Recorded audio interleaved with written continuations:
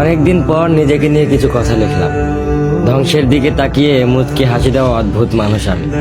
হয়তো আমি পাগল, হয়তো অনুভূতির ভিতরে কোনো এক গভীর অতল দুঃখ বাসা বেঁধেছে। তবুও নিজেকে জোর করে হাসাতে শিখে গেছি। যেদিন ভেতরটা একবারে ভেঙে গিয়েছিল, সেদিনও বাইরে থেকে এক চিলতে হাসি মুখে নিয়ে সবার সামনে দাঁড়িয়েছিলাম। কষ্টগুলোকে আমি বন্ধু বানিয়েছি, একাকিত্বকে আপন করে নিয়েছি। মানুষ ভাবে আমি হয়তো সুখী, শক্ত, নির্লিপ্ত, কিন্তু তারা জানে না প্রতি রাত আমার এক একটা লড়াই। নিজেকে নিজেই বুঝিয়ে রাখি তুই ভালো আছিস, অথচ আমি জানি আমি ভালো নেই। ভেঙে যাচ্ছে প্রতিদিন একটু একটু করে, আর এই ধ্বংস হওয়াটাকে যেন ভালোবেসে ফেলেছি। আমি সেই মানুষ যে হার মানার আগে হাসে, কারণ জানি কান্না দেখিয়ে লাভ নেই।